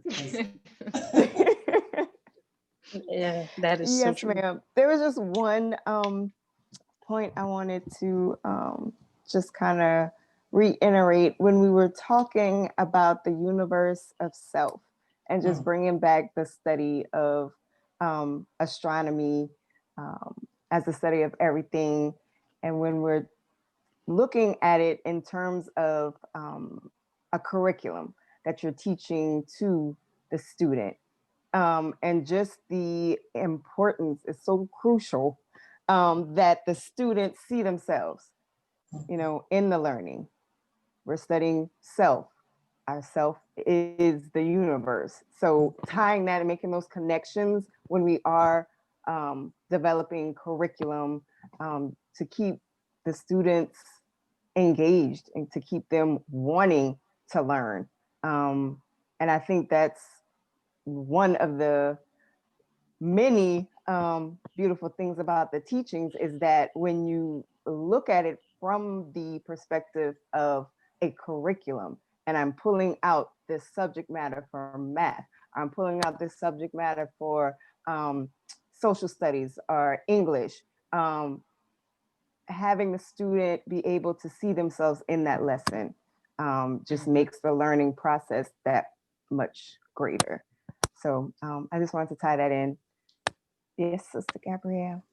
No, I would definitely have to agree that this is something, but what I'll say is that is going back to the teacher and their charge, because really when you're stepping in that role of teacher, you are really representing God to that student, and not as in God in fact, but God as a position, just like a judge sits in the courtroom really as a God over that courtroom. And so when you're a teacher, it requires you to have a certain creativity in yourself to be able to make those connections. And the only way you can make those connections is going back to that scope, that universal astronomical scope. You need to have the ability to zoom back and to zoom in and make those connections with that student.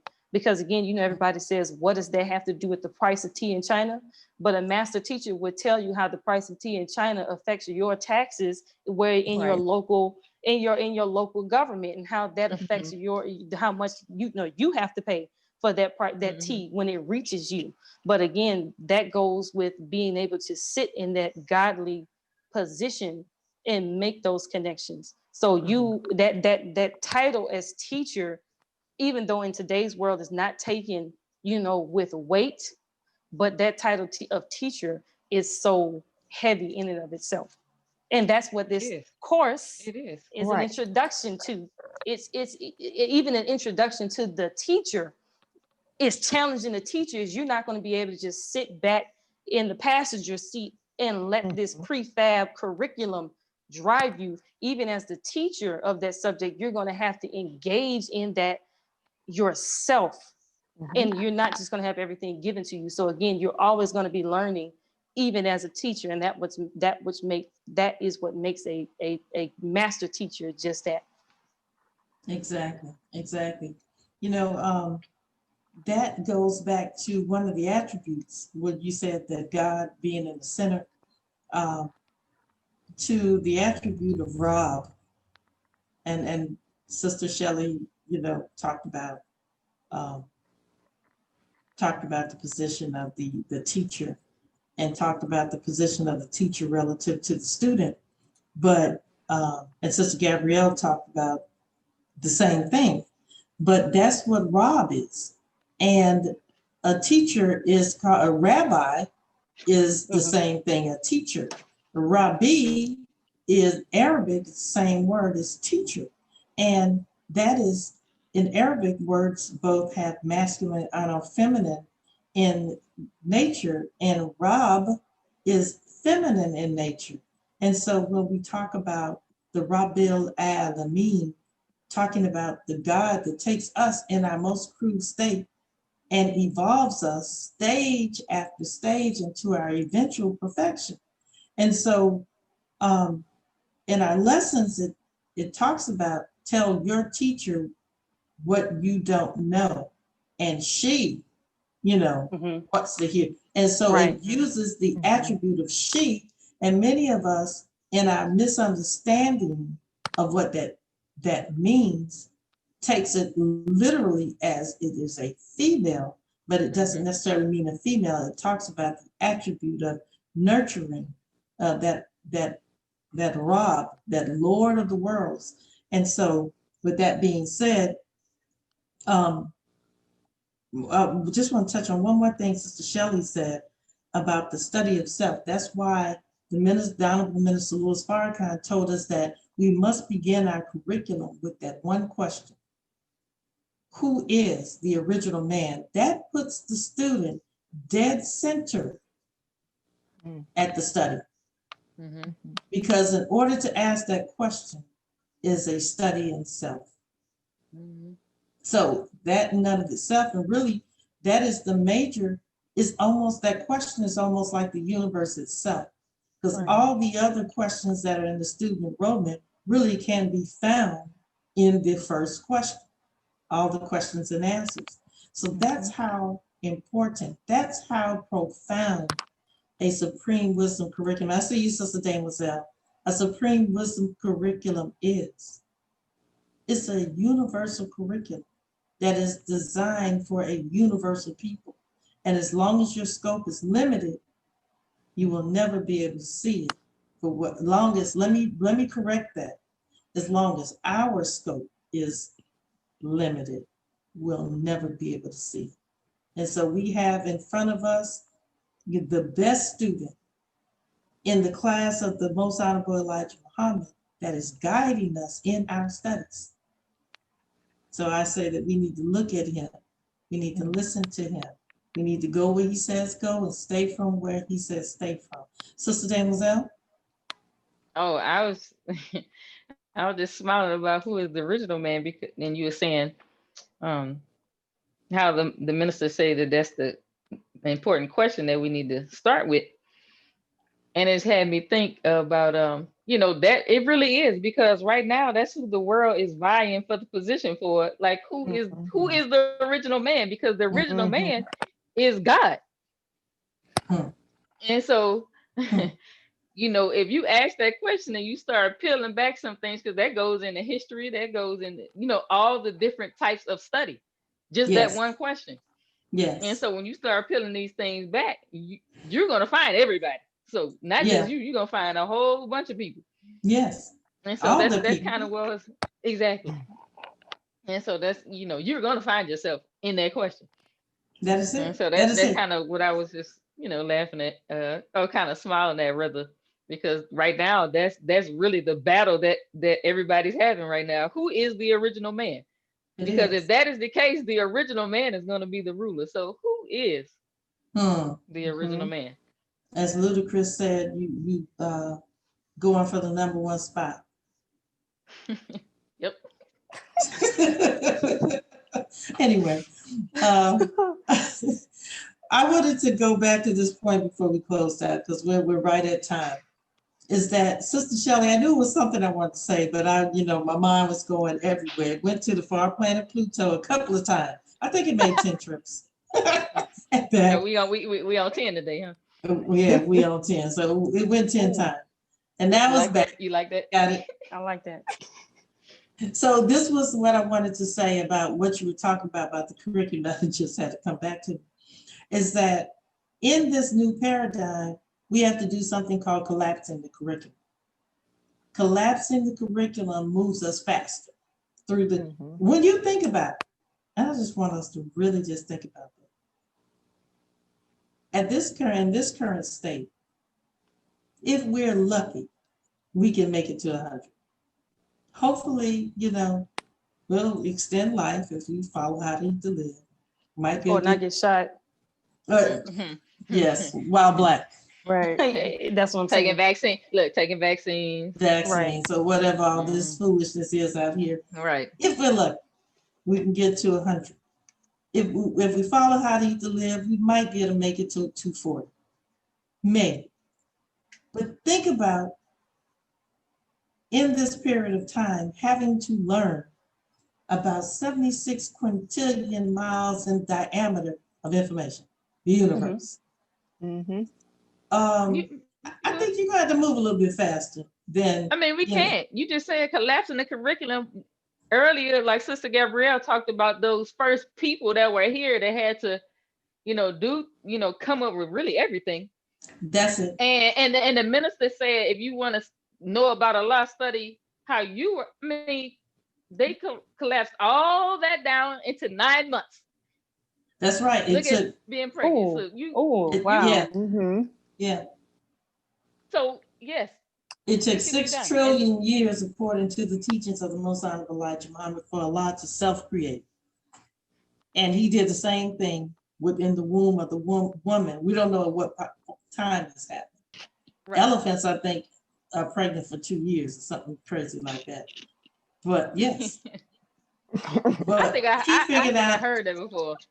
Yes. yes. Okay. However, he collapsed it down to 9 months. So that's pretty amazing. That's called Amazing. collapsing time. You're right, Denzel. You're right on Yes. collapsing time. So that's what we have to do. We have to get the knowledge of God because he came to make us into gods, not very smart people, not people with lots of degrees and lots of educations. He came to make us into gods. And so in order to be made into God, you have to have the knowledge of God. Right. And God is called God because he's the best knower of those who know. So therefore, we have to get his knowledge. So how do we do that in a short period of time? I'm not saying that we're going to know every atom in the universe, but there has to be something where the collective mind, because it says in the question, it says, why, how does Islam renew herself every 25,000 years? Well, it's number, without getting too deep, but it's in the second, because you just never Let me know help how you much out. of this, Fix your camera. yeah, your camera kind of went sideways. But anyway, That's the you rest of the never know, classroom over there. you never know how much of this information that you can share at any one time. So we have to be very Right. careful. However, it is you got it, Sister Shelley? Yeah, it's number Lost one. Found, number one of Lost Found lesson number 2. Yes. Go ahead. The question is, why does Islam renew? Who made the Holy Quran and or Bible? How long ago? Will you tell us why does Islam renew her history every 25,000 years? And then part of the answer talks about that the original man is Allah.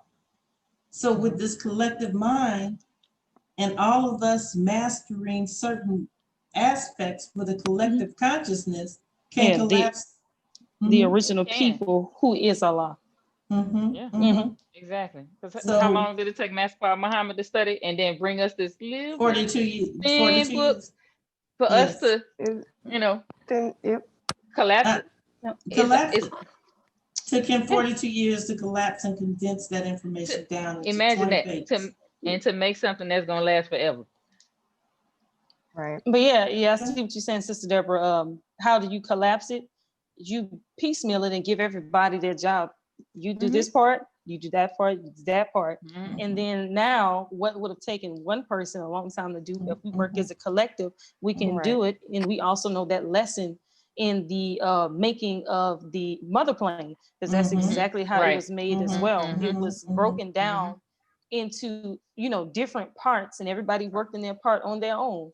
And when the master had time, he would call them all together, Mhm. and then they have this mechanical masterpiece. Yes, and as with the unity, it says, "Say He Allah is one," and that means that everything in the universe is interconnected. And as a matter of fact, if you go back to July 4th, the Honorable Minister Louis Farrakhan stated that. He said we need to go back to nature and begin to study nature. And once you begin to study nature and reconnect, when heaven reconnects with earth, then you won't have issues with drought. You won't have issues with all of these different calamities that are going on, because now you can guide it with your literal consciousness. Now that's going deep. So we're going to Yeah, stop you get right into here. another subject because you were about to get me started. You're about to get me started on what I call Yeah. my new thing is God's plan. But we don't God's plan, okay. Not Drake's song, God's plan. I have never heard of her. You never heard of it, okay. You So said we want to, Like Mariah, that was a callback to Mariah Carey. I don't know her. you don't know Drake. I don't know her. Well, once again, we thank everyone for tuning in to this episode of the podcast, New World Education. And it's a universal education for a universal people. And this podcast has been sponsored by the Supreme Muslim Educational Center. And the New World Education podcast is dedicated to overcoming the educational challenge put forth by the Honorable Minister Louis Farrakhan. And here we discuss how to take the lessons given to us by Master Fard Muhammad, who gave them to us, the Lost Foundation of Islam in the West, and transposed them into a universal curriculum.